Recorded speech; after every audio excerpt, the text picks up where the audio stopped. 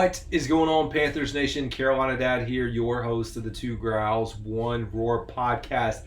1 day away from the NFL schedule release. Christmas morning for NFL fans around the world, around the country. People get so excited, even though we already know who the opponents are, and we've talked about the opponents day after day. But here we are, folks. It is the biggest celebration. And we're going to be looking for a few things when it comes to the schedule. Starting off, number one, how many primetime games are the Carolina Panthers going to get? I would guess one. Right now, maybe like a Thursday night football. I already know some of the primetime games are starting to be should clarify, are starting to be released by some of the networks. So if you looked at Adam Schefter's tweet today, he said that you would see like CBS, Fox, NBC, ESPN, Amazon Prime. There's too many streaming services and channels, but you would see those channels, or networks I should say, starting to release some of the primetime games. We know coming into this that we're going to have the college football playoff competing with the NFL on Saturdays in January. Cannot wait for that, as I am a big college football fan. But yeah, the question is, how many primetime games? And I saw someone post this. I thought one. I mean, as I was saying that, I was like, maybe you could count the Germany game as a primetime game. Like, we're technically the only game that's going to be happening at that time, at whatever time it is, early in the morning over here, 9 o'clock, right? Usually. Outside of that, I think maybe a Thursday night football game.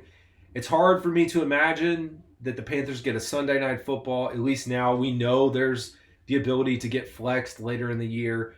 Monday night football seems out of the question unless there's a double header scenario. So remember last year, Panthers had the double header on the second week of the season against the Saints. Actually, thinking about that too, I really hope we don't have two divisional games back to back. Pair us up against someone else. I did see, as we start to speculate on the schedule, I know the Kansas City Chiefs have 2 tough weeks coming out, like right out of the gate, 2 very tough games. And someone joked, well, maybe in week 3, they'll get to come over to Carolina as an easier game. I don't know. Talking about the schedule itself, we're going to, dissect everything tomorrow, look at where things are going. But as it stands today, the Panthers have one of the easier schedules, partly due to being the worst team in the league.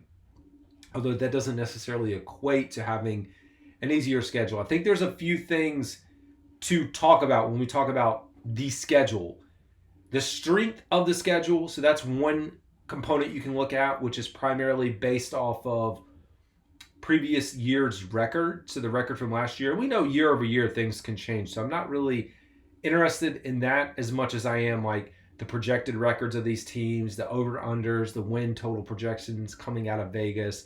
So I think the Panthers do, wherever you look at this, like sit within the top 10 of having one of the easier schedules in the league. You look at the NFC South. I did a little video on this for members only on the channel. They talked about the NFC South as a whole has 4 teams, or all 4 of our teams in the NFC South have a top 11 easy record based off of win projections coming into this year. NFC South should be fun. I think the Atlanta Falcons should be the clear favorite right now.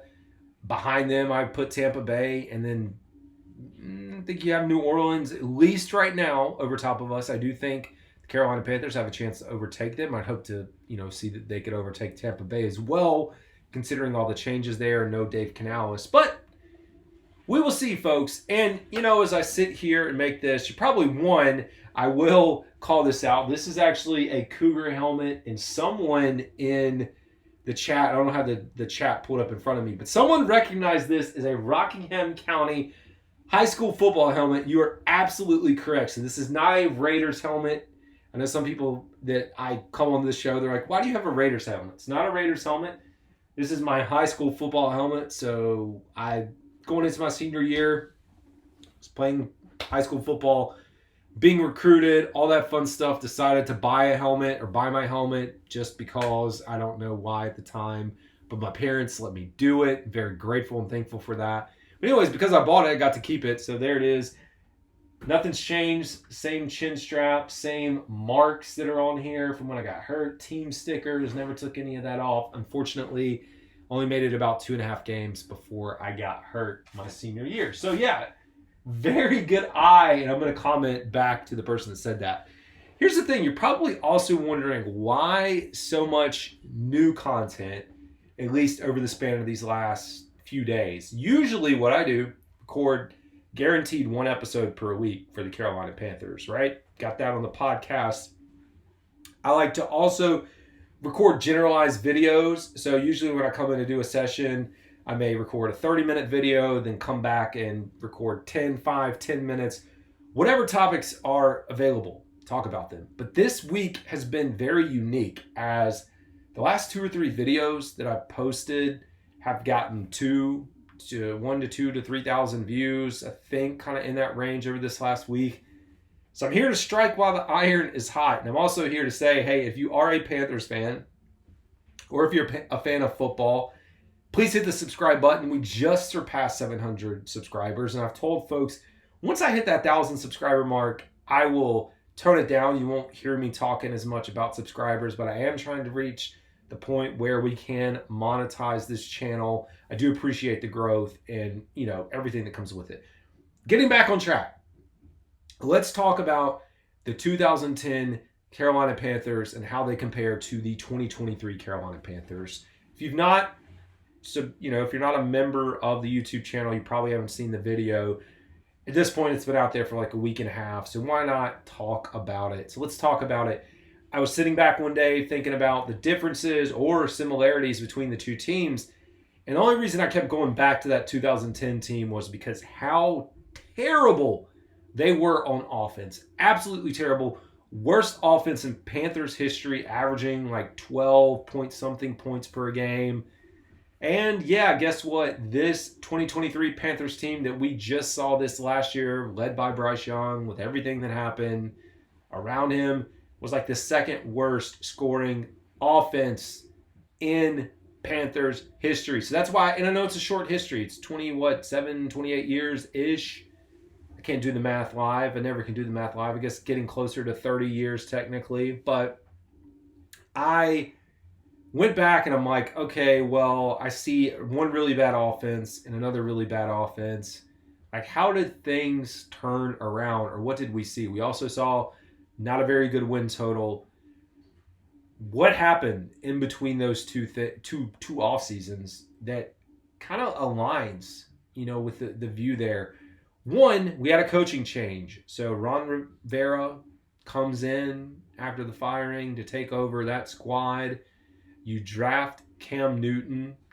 So very, very similar. And you have a first-time head coach.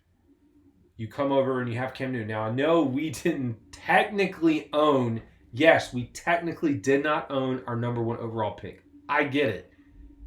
We were the worst team in the NFL. On paper, we did have the number 1 overall pick. I know we didn't actually get to select it.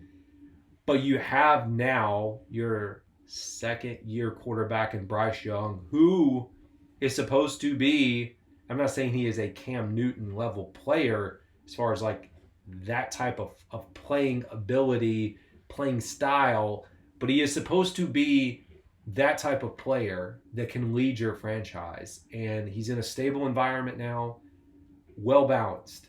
That 2010 team going into 2011, led by Cam Newton, went from one of the worst offenses in the entire NFL to a top 5 offense in Cam's rookie year. I think that also, for folks that, follow, maybe you do not like Cam, but I think it is a good reminder that Cam had one of the best rookie seasons as an NFL quarterback. Like, hands down, top 10, you got to put Cam Newton in that list. CJ Stroud, Robert Griffin III, Andrew Luck. I know I'm probably, this kind of relevancy bias for me naming those guys, but those are the guys I know.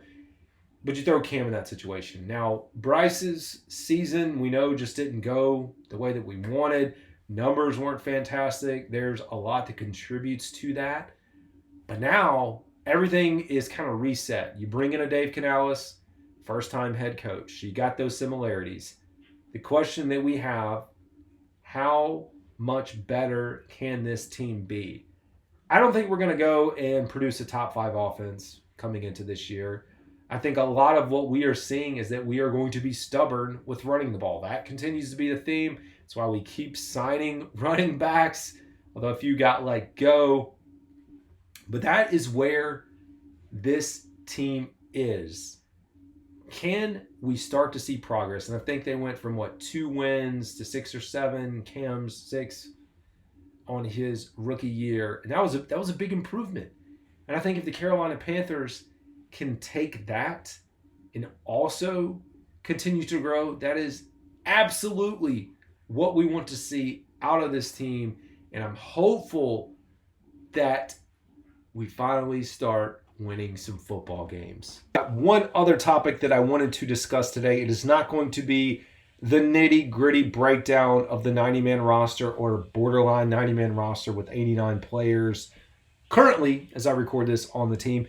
But I do want to take a second and talk through, coming out of rookie minicamp, what is the state of this roster? I mean, you're carrying 40-ish guys on offense and defense right now. Special teams, a little more than 40 on each of those. But let's talk about the shape of where the roster has landed, what I'm interested in seeing right now. So I know someone asked me, hey, give me your 53-man roster projection. That's going to come. What I'm likely going to be doing is a full breakdown of every single player on the roster. I did it last year through podcast recording, and I think I'm going to do the same thing this year, but individualize each video for the players, and then from there be able to give you my 53-man roster. Coming out of this today, and I'm not going to read every single player that's on here, but just kind of a refresher of where we think things sit. Deontay Johnson got to be your number 1, your X. Xavier Legette, I would say, is your Z right now, your number 2, and then your slot is going to be Adam Thielen. Icky, left tackle. Damian Lewis, left guard. Austin Corbett, center. Robert Hunt, right guard. Taylor Moton, right tackle. And hey, I got to listen to Kyle Bailey Club. Dan Morgan came on there today. Dan Morgan did ask, Kyle Bailey asked Dan Morgan about the center position and drafting one. And everyone, they just feel good about Austin Corbett. So that's what I'm going to continue to do and say and go with. Robert Hunt, right guard. I already said that. Taylor Moton, right tackle. Tommy Tremble, yes, still your number 1 tight end as it stands today, and I firmly believe that. Bryce Young, QB1. Chuba Hubbard, also running back 1. Behind them, as we really just talk about the depth, Terrace Marshall Jr. still around. I don't know. Is he going to make the cut? Is he going to have a resurgence? I hope so. That'd be fantastic. Jonathan Mingo, who I think will compete. Like, we really need to see that next step for him if he wants to be here in Carolina for, the next 2 years-ish. Amir Smith-Marset would be what I would probably consider your slot. Then we get into Ricky Lee, backup left tackle. Cade Mays, anxious to see what Cade looks like. Brady Christensen, technically your backup center right now. Chandler Zavala, backup right guard. Josh Nijman, who is a swing tackle, backing up the right tackle right now. But hey, is he gonna press Icky? Press Icky for some playing time. We will see. Jatavion Saunders would be your second tight end, in my opinion. I know it's going to depend on personnel and looks. Ian Thomas right there in the mix. Andy Dalton, your backup. Jonathan Brooks listed as the second back, but we know he's going through injuries, so I still have Miles Sanders. Then Jonathan Brooks. You may even have Raheem Blackshear above him just because he's not playing right now. Brooks, that is. Going down much further, we have Strachan in the wide receiver room, Cam Sims, David Moore, Jalen Coker, Sam Pinckney and Dave Moore said that. Okay, make sure. Yeah, Sam Pinckney are either undrafted free agents. Jeremiah Crawford on the offensive line. J.D. Dorenzo. Andrew Rame, center. Nash Jensen. Badara Traore. Ian Thomas talked about. Jack Plummer, your quarterback, undrafted free agent, third quarterback. Talked about the running backs outside of Mike Boone, Rashad Penny, and Jaden Sheridan. Tight ends, Steven Sullivan and Jordan Matthews. Rounds it out.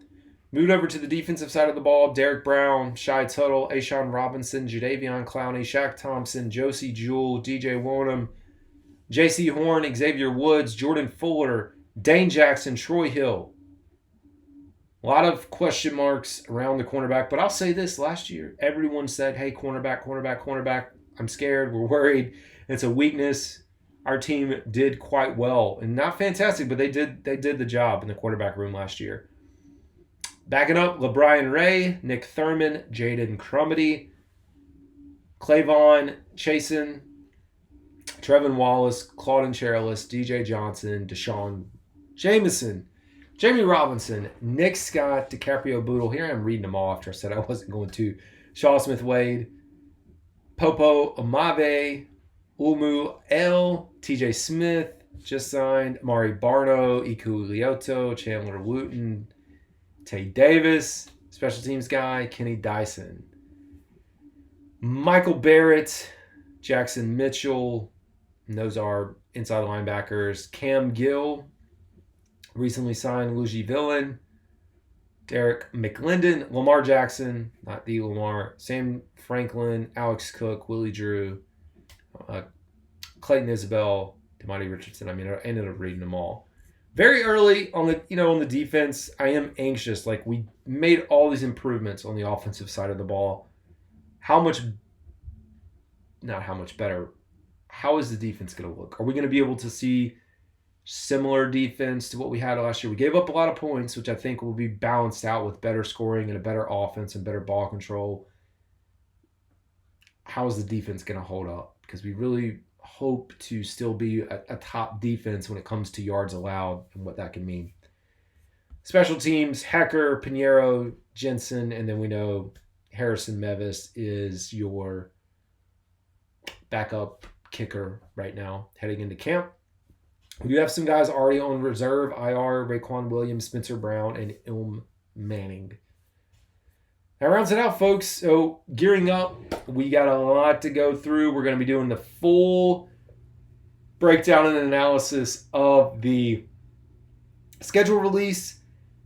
That's all I got, folks, today. This is Carolina Dad. Y'all have a good one.